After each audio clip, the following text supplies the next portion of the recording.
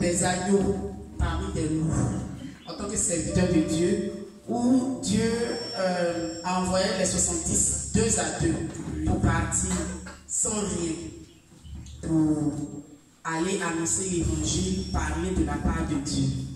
Voilà, c'est ce côté-là qui a vraiment attiré mon attention en tant que serviteur de Dieu.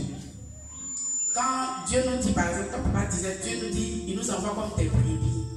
Il y a d'autres parties où on nous dit d'être simple comme une colombe, donc comme un serpent et tout ça. Voilà. Donc, ça a beaucoup attiré mon attention dans la mesure où, en tant qu'aujourd'hui, là, comme ce que papa disait, nous sommes beaucoup des raisonneurs. Qu'on nous envoie, non, je ne suis pas délivré aujourd'hui, non, ça. Or, ces gens-là, ils étaient nouveaux. Donc, ils venaient à peine d'écouter 1 ou 2 messages de la part du Seigneur et puis ils sont partis. Ils sont partis sans rien, mais ils sont venus avec la joie pour dire que les démons leur sont soumis et tout ça. Donc, du coup, ça a vraiment attiré mon attention pour dire vraiment l'œuvre de Dieu. Moi, parce que souvent je me dis non, il faut que je sois vraiment totalement libéré, délivré pour pouvoir vraiment exercer pleinement. La Bible n'a pas mentionné que ces nouveaux-là, en Afrique, de tout chasser, tout faire qu'ils aillent sur le terrain. Mais ils sont partis, ils ont œuvré, ils ont marqué leur temps, ils ont marqué leur époque. Pour dire que vraiment, en tant qu'enfant de Dieu, tout enfant de Dieu déjà, à partir du moment où tu as le choix de Dieu, tu es venu dans la maison de Dieu, tu es au service du Seigneur. Parce qu'il a dit à chacun de nous d'annoncer avant de partir, allez partout, faites de toutes les nations mes disciples. Donc, c'est pour exhorter chacun de nous à vraiment annoncer l'évangile, à parler de la part du Seigneur, à faire l'œuvre de Dieu, à mettre chacun de nous la main dans la pâte pour pouvoir œuvrer pour le Seigneur, pour que l'évangile de Dieu grandisse. Aujourd'hui, il y a une prolifération d'églises, c'est vrai, mais comment on appelle la sanctification véritable, la sainteté véritable n'est pas prêchée en tant que telle. Aujourd'hui, nous sommes beaucoup traqués par cela. Parce que quand tu dis ceci, cela, au début, tu annonces l'évangile, les gens viennent, mais quand tu commences à taper sur ce côté-là, ça s'en va. Donc, si nous mettons les mains à la pâte et puis nous commençons à annoncer, à parler de la part de Dieu, à parler de l'évangile vrai, ce qui envoie au ciel, le chemin étroit qui nous envoie au ciel, vraiment, ça va nous aider. Et c'est ce côté-là vraiment ça m'a vraiment touché quand papa prêchait, ça tournait dans mon visage. Et en tant qu'enfant de Dieu aussi, il faudrait qu'on soit désintéressé au fait. C'est-à-dire que dans l'œuvre de Dieu, il ne faut pas forcément, si tu es matérialiste, tu ne vas pas aller loin avec le Seigneur. Tu ne peux pas aller loin. Il faut fixer l'Éternel. Et il faut regarder que c'est Dieu qui doit te donner toi ta récompense, qui doit te bénir. Quand tu travailles dans cette optique, tu n'as pas à en vouloir à quelqu'un, tu n'as pas à murmurer, mais tu le fais parce que tu veux avoir ta couronne au ciel. Et ce que j'ai retenu quand l'homme de Dieu parle.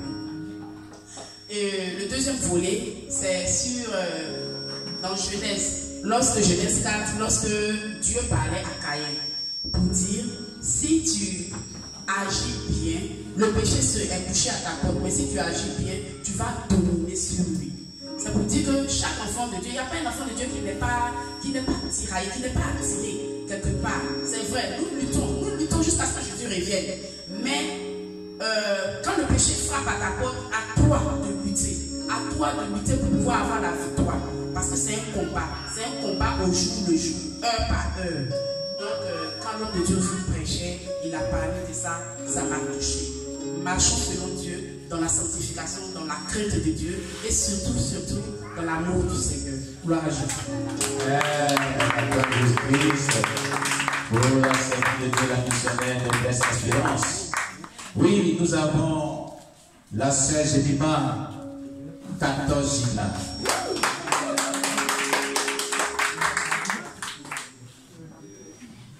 Bon, ce qui a attiré mon attention aujourd'hui, c'est que l'homme de Dieu a dit de ne pas sous-estimer nos ennemis.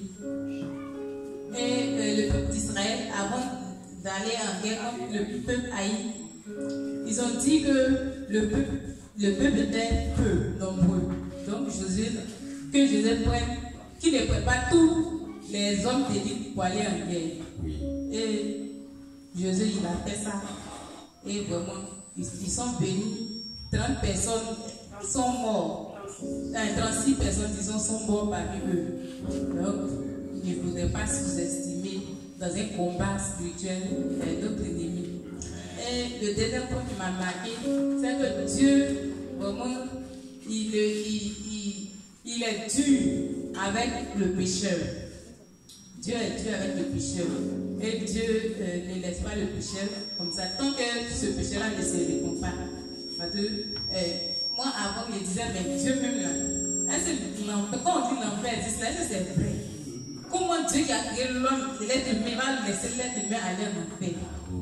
Et aujourd'hui, dans Josué, quand Achan a péché par sa propre convoitise, c'est lui, ils l'ont jeté, ils l'ont lapidé et ils l'ont mis au feu, ils l'ont brûlé, lui, ses brebis, tout ce qui lui appartenait. Donc, bon, ce qui est retenu, c'est que vraiment, quand tu pêches, tu es vulnérable, non seulement, mais tes enfants. Et tout ce qui t'appartient aussi est vulnérable. Oui. C'est ce qui est retenu. Alléluia. Maintenant, c'est notre vie très fort. Oui, 14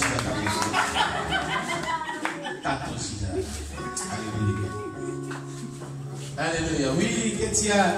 Et bien, nous dit ce qu'il a beaucoup marqué. Et nous sommes à la page de Kétia. Gloire à Jésus-Christ.